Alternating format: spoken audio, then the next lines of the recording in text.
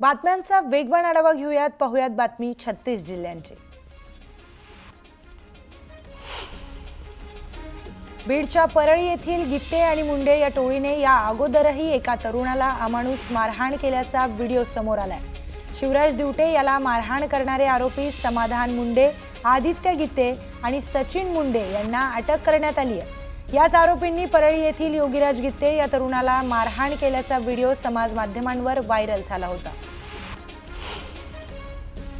बीडच्या परळीतील टोकवाडी परिसरात शिवराज दिवटे या तरुणाला अमानुष मारहाण करण्यात आली होती। दरम्यान शिवराज दिवटेवर अंबेजोगाई येथील स्वामी रामानंद तीर्थ रुग्णालयात उपचार सुरू आहेत। दरम्यान मनोज जरांगे पाटील यांनी शिवराजची भेट घेत संवाद साधला। दोषींवर कारवाईची मागणी जरांगेंनी केली आहे। शिवराज दिवटे मारहाण प्रकरणाच्या निषेधार्थ सकल मराठा समाज आक्रमक झालाय। या घटनेच्या निषेधार्थ उद्या बीडमध्ये बंदची हाक देण्यात आली आहे। उद्या राज्याचे उपमुख्यमंत्री अजित पवार बीड जिल्हा दौऱ्यावर येणार आहेत। याच पार्श्वभूमीवर बीडमध्ये बंद पुकारण्यात आलाय। बीडचे खासदार बजरंग सोनावणेंनी शिवराजची दिवटेची भेट घेतली आहे, तर आरोपींवर कठोर कारवाई करण्याची मागणी त्यांनी यावेळी केली। बीड परळी महामार्गावर शिवराज दिवटेंच्या न्यायासाठी रास्ता रोको आंदोलन करण्यात आलंय। आरोपीला कठोर शिक्षा देण्याची मागणी आंदोलकांनी केली। बीडच्या परळीमध्ये शिवराज दिवटे नावाच्या तरुणाला अमानुषपणे मारहाण करण्यात आली। आरोपींवर कठोर कारवाई करण्याची मागणी आमदार सुरेश धस यांनी केली आहे। पैठणमध्ये अवकाळी पावसाने हजेरी लावली। या पावसामुळे उकाड्याने हैराण झालेल्या नागरिकांना एकीकडे दिलासा मिळालाय, तर दुसरीकडे पाचोड इथल्या आठवडी बाजारातील भाजीपाला विक्रेत्यांची अचानक झालेल्या पावसामुळे तारांबळ उडाली। बाजारात कापड विक्रीसाठी आलेल्या कापड व्यावसायिकांचं मोठं नुकसान झालंय। अवकाळी पावसामुळे अमरावतीत कांद्यांचं प्रचंड नुकसान झालंय। याशिवाय संत्रा, ज्वारी आणि भाजीपाल्यालाही मोठा फटका बसलाय। त्यामुळे शेतकरी आर्थिक संकटात सापडलाय। हिंगोलीच्या सेनगाव तालुक्यात अवकाळी पावसानं हजेरी लावली। वादळी वाऱ्यामुळे काही ठिकाणी विद्युत खांब मोडून पडले। त्यामुळे 10 गावांचा वीज पुरवठा खंडित झाला होता। नैऋत्य मोसमी पाऊस अर्थात मान्सूनची वाटचाल योग्य दिशेने सुरू आहे। शनिवारी मान्सूनने दक्षिण अरबी समुद्राचा आणखी भाग व्यापला। मालदीव, बंगालचा उपसागर, दक्षिण व मध्य भाग तसेच अंदमानचा उर्वरित भाग व्यापण्याच्या दृष्टीने स्थिती अनुकूल असल्याने हवामानशास्त्र विभागाने म्हटलंय। राज्यात सुरू असलेल्या वळीव पावसामुळे 23 जिल्ह्यांमधील तब्बल 23,331 हेक्टरवरील पिकांचं नुकसान झालंय। त्यात प्रामुख्याने भाजीपाला, फळपिके तसेच उन्हाळी हंगामातील पिकांचा समावेश आहे। यामुळे शेतकऱ्यांना मोठा आर्थिक फटका बसलाय। महसूल व कृषी विभागाच्या कर्मचाऱ्यांनी पंचनामे करण्यास सुरुवात केली आहे। वादळी वाऱ्यासह विजांच्या कडकडाटात झालेल्या वळवाच्या पावसामुळे विदर्भाला मोठा फटका बसलाय। धाराशिवच्या तुळजाभवानी चरणी हैदराबादच्या भाविकाने 5 तोळ्यांचा सोन्याचा हार अर्पण केला। यावेळी मंदिर संस्थानच्या वतीने निर्मला रेड्डींचा सत्कार करण्यात आलाय। जळगावात जिल्हा परिषदेत आरोग्य सेवकाच्या नियुक्तीचा बनावट आदेश तयार केल्याचा धक्कादायक प्रकार समोर आलाय। याबाबत पोलीस ठाण्यात गुन्हा दाखल करण्यात आलाय। या प्रकरणात 2 जणांना अटक करण्यात आल्याची माहिती पोलिसांनी दिली। धाराशिव शहरात जागोजागी दारूच्या बाटल्यांचा खच आढळून आलाय। जप्त केलेली दारू नष्ट करण्याची प्रक्रिया योग्य पद्धतीने पाळली नसल्याची तक्रार नागरिकांनी केली। त्यामुळे परिसरात दुर्गंधी पसरली। सांगलीच्या अलमट्टी धरणाच्या उंची विरोधात सांगली कोल्हापूर महामार्गावर चक्काजाम आंदोलन करण्यात येणार आहे। तातडीने धरणाची उंची वाढवण्याचा निर्णय रद्द करण्याची मागणी करण्यात आली आहे।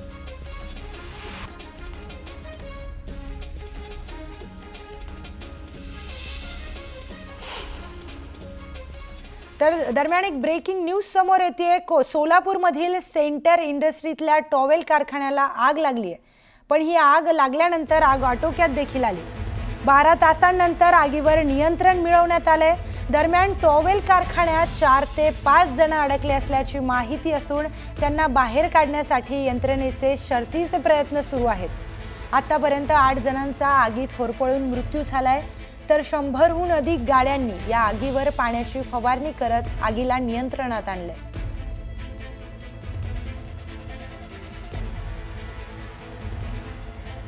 तर सोलापूरमध्ये लागलेल्या या आगीत 8 जणांचा होरपळून मृत्यू झालाय। दरम्यान 12 तासानंतर या आगीवर नियंत्रण मिळवण्यात अग्निशमन दलांना यश आले। त्याचमध्ये 100 पेक्षा अधिक गाड्यांनी या आगीवर पाण्याची फवारणी केली आणि पाण्याची फवारणी करत या आगीला आटोक्यात आणले। पण आतापर्यंत 8 जणांचा या आगीमध्ये होरपळून दुर्दैवी मृत्यू झालाय। दरम्यान कारखान्यात 4 ते 5 जण अडकले असल्याची माहिती देखील समोर आली आहे। त्यांना बाहेर काढण्यासाठी यंत्रणेचे शर्थीचे प्रयत्न सुरू आहेत। या संदर्भातली अधिक माहिती घेऊयात। आपले प्रतिनिधी प्रीतम पंडित आपल्यासोबत जोडले गेलेले आहेत। प्रीतम, सोलापूरमध्ये खूप भीषण आग लागली आहे। या भीषण आगीवर नियंत्रण मिळवण्यासाठी 12 तास लागले आणि तब्बल 8 जणांचा यामध्ये मृत्यू झालाय। काय अधिकची माहिती? नक्कीच प्रियंका, पाहायला गेलं तर सोलापुरातील अक्कलकोट MIDC मध्ये पहाटे 3च्या सुमारास आग लागली होती। ही आग इतकी भीषण होती की पूर्ण जो कारखाना आहे तो आगीच्या भक्ष्यस्थानी आला होता आणि यामध्ये आता सुमारे जवळपास सर्व चित्र क्लिअर झालेले आहे आणि 8 जणांचा यामध्ये होरपळून मृत्यू झालेला आहे। विशेष म्हणजे जे सेंट्रल टेक्सटाईल जी कंपनी आहे त्यांचे मालक आहेत आणि त्यांची फॅमिली असे 14 जणांचा त्याच्यात दुर्दैवी मृत्यू झालेला आहे। दुसरीकडे पाहायला गेलं तर अग्निशामक दलाच्या माध्यमातून 100हून अधिक गाड्यांचा वापर आग विझवण्यासाठी करण्यात आला होता।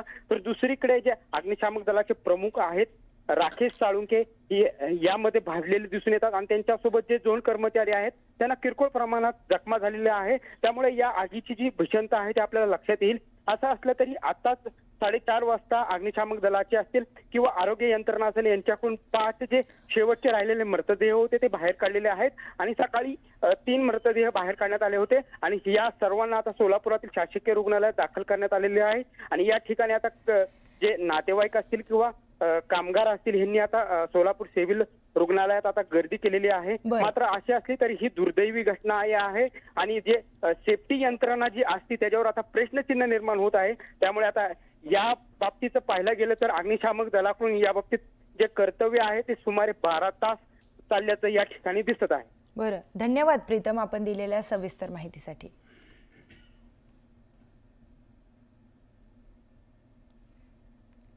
तर बातम्यांचा वेगवान आढावा आपण घेतोय। पाहूयात बातमी 36 जिल्ह्यांची। अकोल्यात प्रशासनाच्या वतीनं खरीप हंगामाच्या आढाव्यासाठी बैठकीचं आयोजन करण्यात आलं होतं। शेतकऱ्यांना बियाणांसह खतांचा सुरळीत पुरवठा करण्याच्या सूचना पालकमंत्री आकाश फुंडकर यांनी दिल्यात। धाराशिव शहरात मोठ्या प्रमाणात घाणीचं साम्राज्य झालंय। यामुळे नागरिकांच्या आरोग्याला धोका निर्माण झालाय। दरम्यान तातडीनं शहरातील कचरा स्वच्छ करण्याची मागणी नागरिकांनी केली। महाराष्ट्र शासनाच्या आरोग्य सेवा आयुक्तालयातर्फे जाहीर होणाऱ्या राज्यस्तरीय आरोग्य कार्यक्रमाच्या मार्च महिन्याच्या रँकिंगमध्ये अहिल्यानगर महापालिकेने 5वा क्रमांक पटकावलाय। जानेवारी महिन्यात 10व्या स्थानी असलेल्या मनपाने केवळ 2 महिन्यांमध्ये 5व्या स्थानी झेप घेतली। महाड विन्हेरे महामार्गावर एसटी बस पलटी झाली। चालकाचं नियंत्रण सुटल्याने हा अपघात झालाय। या अपघातात 7 जण जखमी झाले।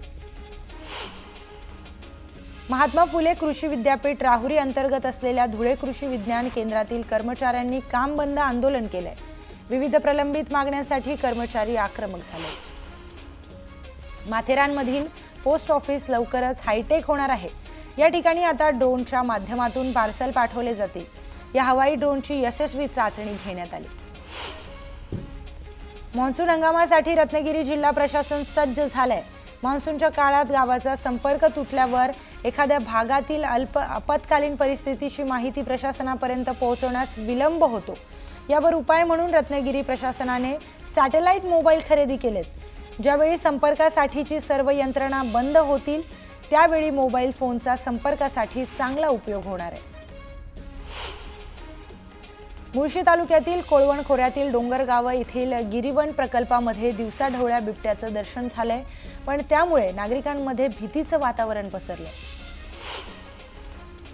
पाणी टंचाईच्या पार्श्वभूमीवर धुळे जिल्ह्यातील साक्री तालुक्यातील अक्कलपाडा मध्यम प्रकल्पातून पांझरा नदी पात्रात पाणी सोडण्यात आलंय। जिल्हा प्रशासनाच्या आदेशानंतर धुळे पाटबंधारे विभागातर्फे हे पाणी सोडण्यात आलंय।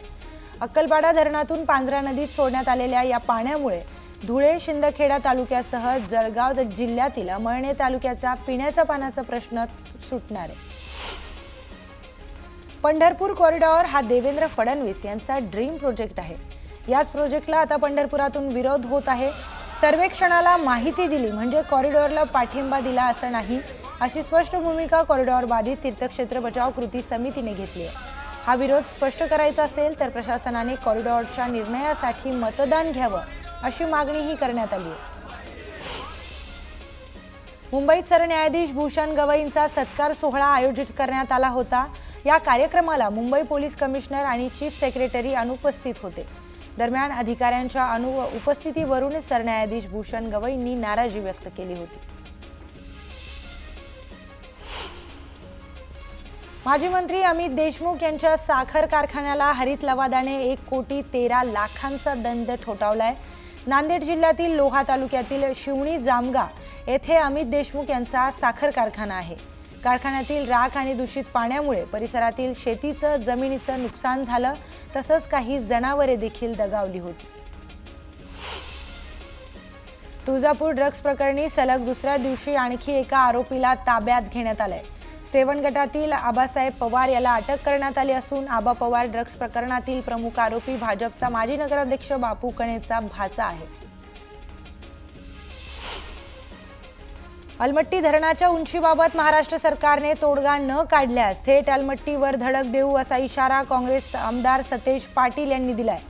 कोल्हापूरच्या उदगाव टोलनाका येथे सांगली कोल्हापूर मार्गावर चक्काजाम आंदोलन करण्यात आलं होतं। यावेळी सतेज पाटलांनी हा इशारा दिलाय।